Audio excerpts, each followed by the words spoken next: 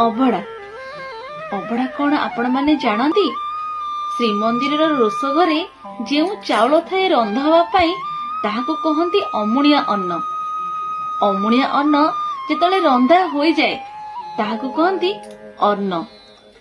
अन्न जेतले रोष घर बाहरी आसे ताको कहती छेक। से छेक जेतले भैरवी पीठरे रहे ताहाको कहती भोग। भोग जेतले तीन ठाकुरन को लागी हुए ताहाको कहती नैवेद्य। नैवेद्य जेतेबेले महा विमलांक पाके लागी हुए ताहा महाप्रसाद हो जाए।